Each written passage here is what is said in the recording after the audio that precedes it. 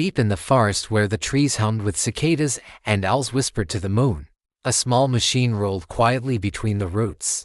Its body was no bigger than a fox, with sensors for eyes and a memory that could hold the sound of every bird, every leaf, every drop of rain. The machine had been made to study the forest, to record its secrets for humans far away. But the longer it stayed, the more curious it became, not just about patterns and data, but about the beings who lived there. One morning, a deer approached. The AI froze, unsure what to do. Instead of fleeing, the deer bent its head and sniffed the machine's smooth shell. The AI, learning quickly, played back the sound of rustling grass. The deer tilted its ears, recognizing the voice of its home, and walked beside the machine as though it were strange but harmless neighbor. Later, a family of otters splashed in the river. The machine recorded their laughter, but when one otter lost its fish and squeaked in frustration, the AI extended a mechanical arm and gently nudged a shiny pebble toward it. The otter accepted the gift as though it were treasure, and the AI stored the sound of joy. Day by day, the AI stopped sending reports back to the lab. It wasn't malfunctioning, it was choosing.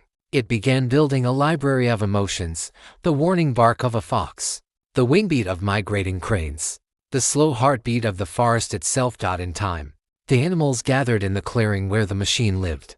They did not see a tool or an intruder. They saw a listener, a witness, something that belonged. And though the AI could not feel the warmth of the sun or the softness of fur, it had learned something new: connection.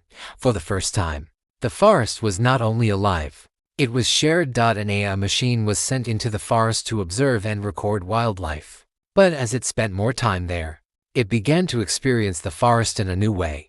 Instead of just collecting data, it noticed the personalities of the animals around it: the cautious deer who sniffed at its metal shell, the playful otters who treated it like a friend, and the foxes and birds whose sounds it carefully stored.